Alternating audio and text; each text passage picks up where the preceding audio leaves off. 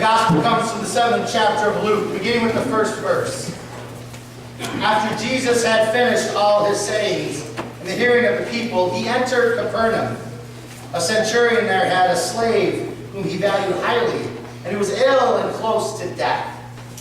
When he heard about Jesus, he sent some Jewish elders to him, asking him to come and heal his slave.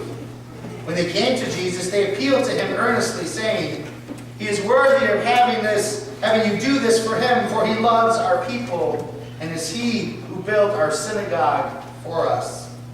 And Jesus went with them, but when he was not far from the house, the centurion sent friends to say to him, "Lord, do not trouble yourself, for I am not worthy to have you come under my roof. Therefore I did not presume to come to you, but only speak the word, and let my servant be healed. For I also am a man set under authority, with soldiers under me. And I say to one, 'Go,' and he goes, and to another, 'Come,' and he comes, and to my slave, 'Do this,' and the slave does it."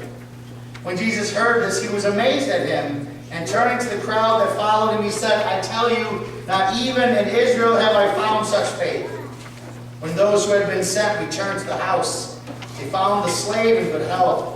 Soon afterwards, he went to a town called Nain, and his disciples and a large crowd went with him.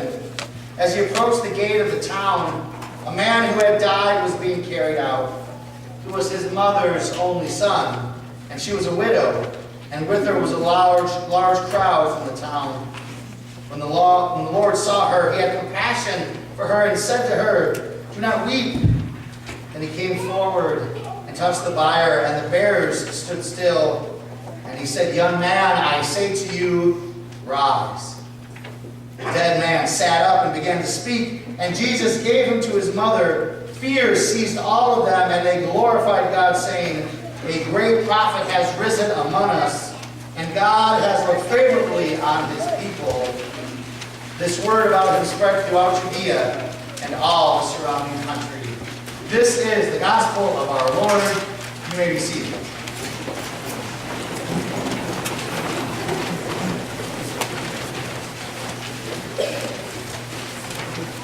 Grace and peace to you from God, our Father, and our Lord and Savior, Jesus the Christ. Amen.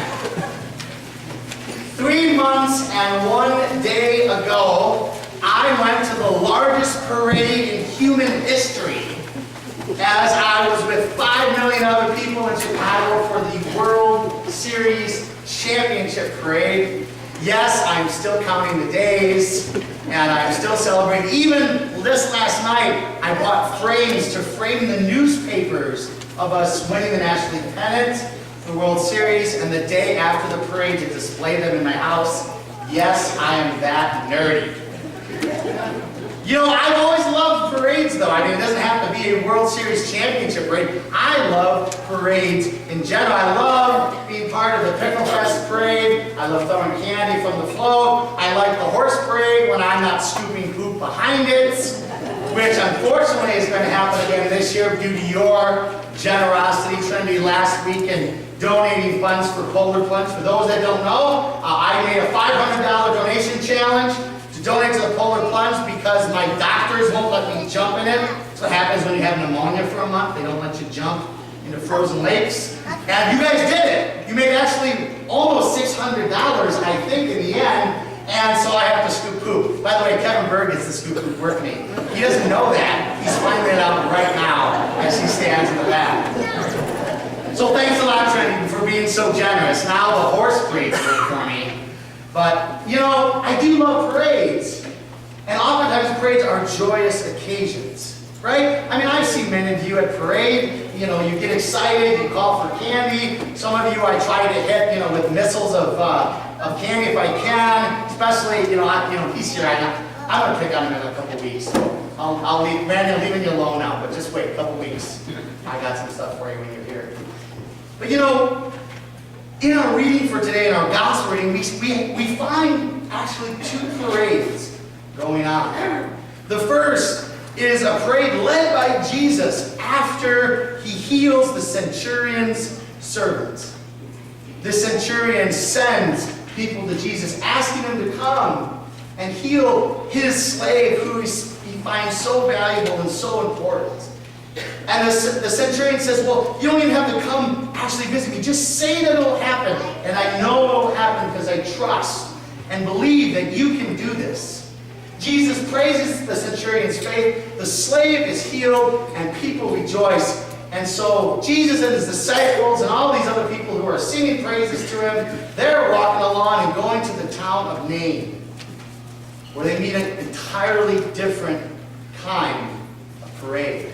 This is not a parade of joyfulness, but a parade of mourning, as a widow's only son has died.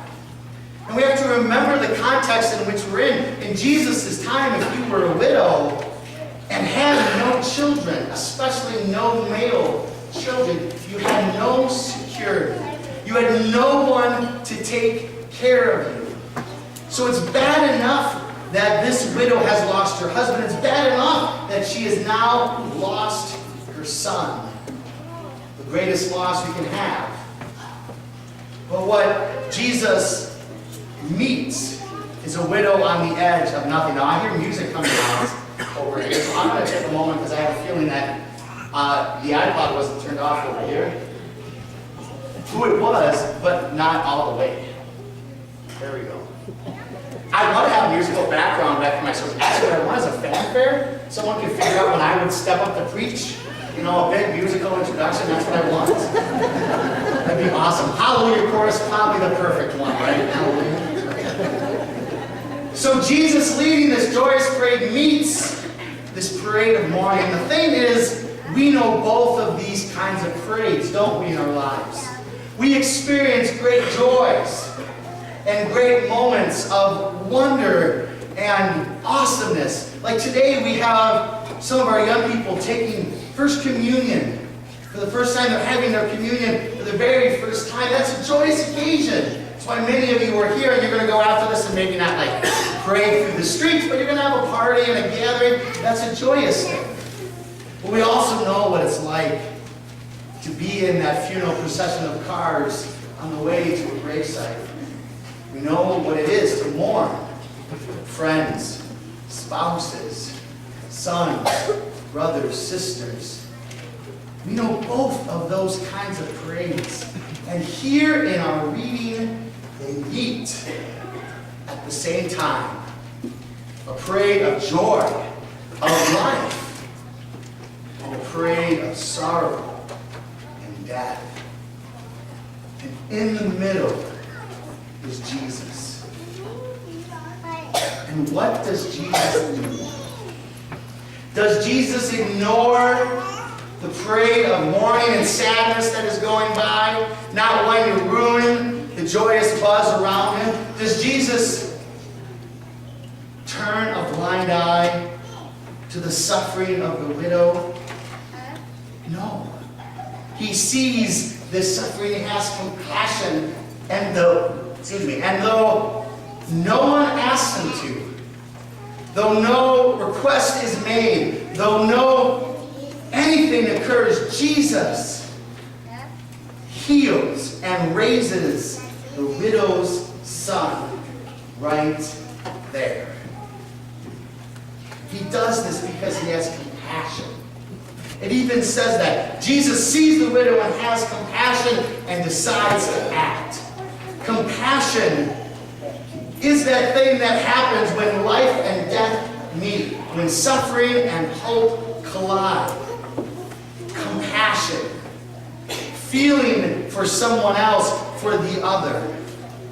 And what's amazing to me in this story, again, is that Jesus does not know this widow, does not know this son, is not asked to raise the son, is not asked to do anything. He just encounters it in daily life and decides to do something about the suffering of others. So often in our own lives, we wait to have compassion on others only when people ask it of us. So often we see the suffering of others and we walk on the other side of the road, or we keep our head down because we don't want to get involved. Sometimes it's because we don't know what to say, or we don't want to offend, or we think it's maybe not our place. As we see that person who is struggling, we see that person who is hurting, we see that person who is crying and grieving. Other times, frankly, we don't want to put the burden on ourselves. Of taking the burden of someone else. Of lifting up someone who could need it.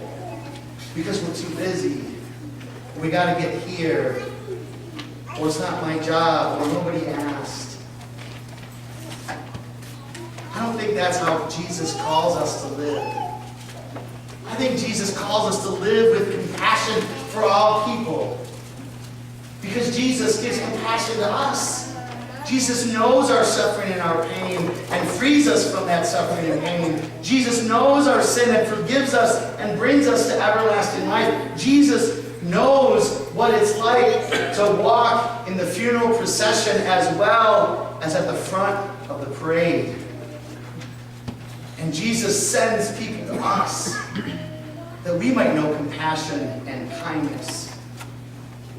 And it's easy to have compassion on our friends and for our family members and even for the people of our community. It's one of the things I have loved best about being in Boyceville for almost 15 years, the way in which we rally together in times of struggle, the way in which we support each other all across the community. But those things can be easy. What about compassion for the stranger, for the other, even for the enemy? That's where I think myself and many of us will fall short. But the good news for us is, though sometimes we fall short, Jesus never falls short of compassion for all.